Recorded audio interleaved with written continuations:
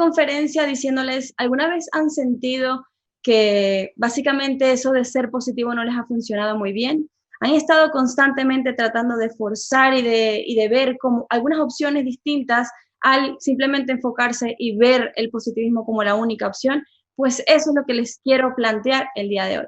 Les voy a contar mi historia. Básicamente en eso está creada esta conferencia. Desde el año aproximadamente 2012 mi viaje de transformación comenzó. Me di cuenta básicamente que sí, que el ser muy positivo estaba siendo perjudicial para mi salud y ya les voy a explicar por qué. Como dice en la diapositiva número 2, está de moda en realidad aprender a soltar y muy pocas veces nos planteamos qué pasaría si aprendemos a sostener. En el 2012 mi vida empezó a cambiar. Digamos que yo me transformé en una mujer que se estaba convirtiendo en adulta. Tuve que irme de mi país, la primera migración, me casé, monté una empresa en un país que no conocía y allí comenzó mi viaje de cuestionamiento. Básicamente estuve alrededor de unos 4 años en los que mi vida pasó de todo. Me divorcié, quebré mi empresa, entré en un estado depresivo y con una especie de obsesión compulsiva porque veía todo realmente muy mal. Recuerdo muchas veces que mi mamá muy cariñosamente me decía, Andrea, tienes que ser positiva, tienes que ver la vida, siempre me lo dice todavía, tienes que ver la vida con todo bonito, acuérdate que te tienes que mantener 100% positiva. Realmente hice la tarea, me dediqué a comprar todos los libros de autoayuda que yo podía tener en mi casa, empecé a leer, a consumir un montón de contenido y me di cuenta que sí, que yo estaba intentando forzar el hecho de ser positiva. Era de las que me paraba frente al espejo, hacía más de 100 afirmaciones diarias, tratándome de hacerme creer que todo iba a estar bien. Claro, ahí es cuando yo digo, todo va a estar bien. Me decían, tienes que soltar la situación, tienes que ver que si te estás divorciando, bueno, es para algo mejor. Si se te quebró la empresa, pues algo tienes que aprender. Y básicamente yo no me quería quedar con esa única opción, ¿no? Estaba tratando de buscar algo más, algo me decía, es que yo soltar, ¿cómo suelto si mi vida depende de ello, ¿no? Y pues sí, constantemente veía los mensajes en todas partes, me escuchaban mis amigas, me decían, mira, sí, tienes que ser positiva, venga, va, y empezaba como a utilizar esa especie de anestesia.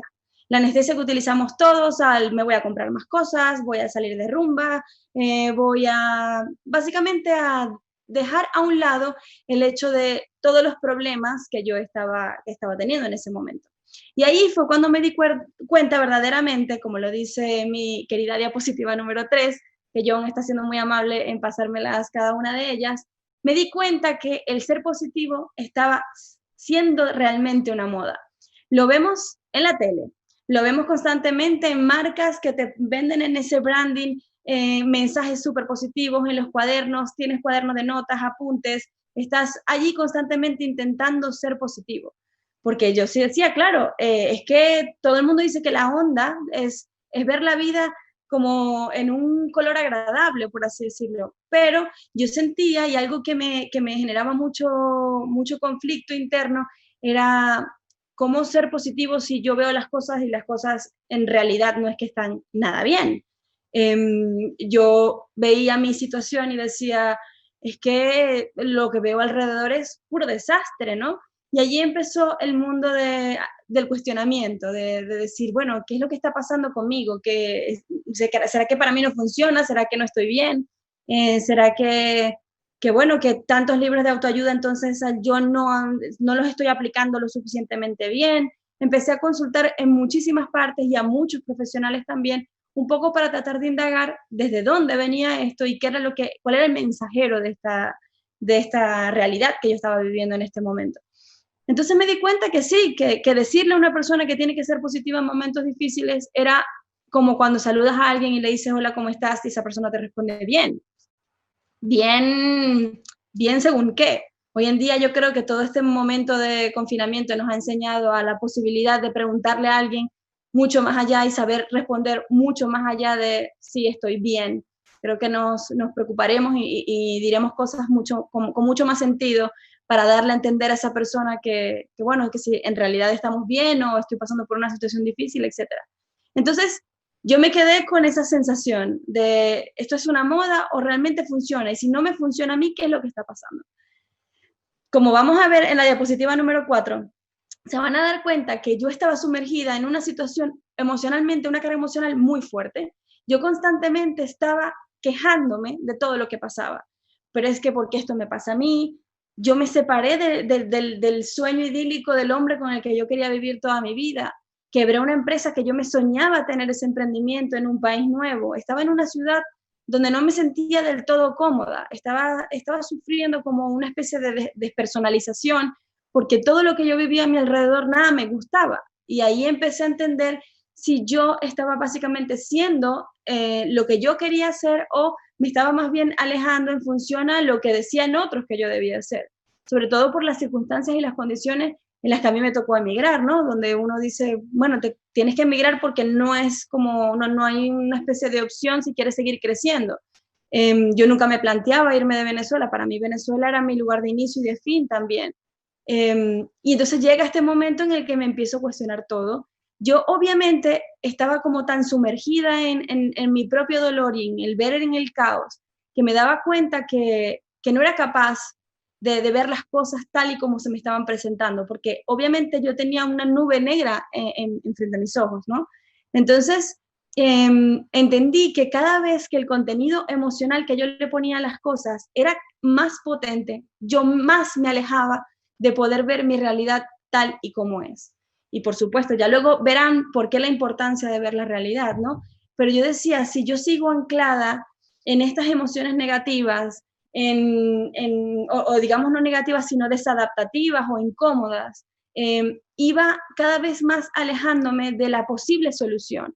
¿Qué pasaba? Que mis problemas, en vez de mermarse, como se supone que yo lo iba a lograr, que yo en la medida en que fuese positivo, el problema se iba a solucionar, el problema se iba incrementando, porque eran decisiones que yo necesitaba tomar en un momento preciso, en un momento justo, que requerían de mí y que era el momento para que yo lo hiciera, pero claro, en función a tienes que ser positiva, como que tenía una venda puesta en los ojos. Entonces, entendí que la emoción, anclada en la emoción como una emoción incómoda, y estando allí tanto tiempo no me permitía ver esa realidad con los ojos bien abiertos. Entonces, allí, como verán en la diapositiva número 5, van a entender que cuando ustedes realmente entienden sus emociones, van a poder entender su realidad. Cada una de mis emociones venían a darme a mí un mensaje muy claro y muchos de esos mensajes eran el sinónimo de ansiedad, ¿no? Yo sentía como mucha ansiedad y claro, era simplemente un aviso de decir, mira, es hora de despertar, es hora de dejarte de quejar, es hora de tomar acción. Yo considero que siempre he sido una mujer como muy perseverante y sin miedos, ¿no? Y básicamente en ese momento donde más incómoda estaba, era donde más miedo tenía y donde la vida me estaba metafóricamente diciendo, Andrea, necesitas salir y necesitas atreverte a tomar esas decisiones incómodas que hasta el día de hoy no has querido tomar. Entonces, claro, yo al entender esa emoción también pude absorberme de ella y decir, basta, para un momento, detente. Es momento de que tú mires tu realidad como si estuviese una tercera persona.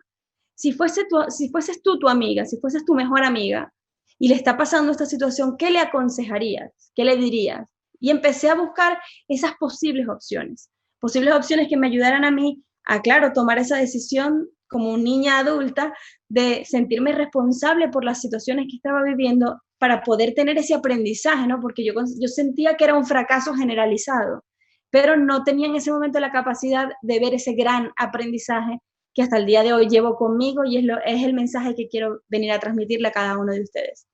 Entonces, entender esa emoción te va a ayudar a ver las cosas como en esa tercera posición. Al yo salirme emocionalmente de la situación y empezar a ver las cosas de manera muy objetiva, pude ver realmente qué era lo que estaba pasando y pude ponerle foco a cada una de las situaciones.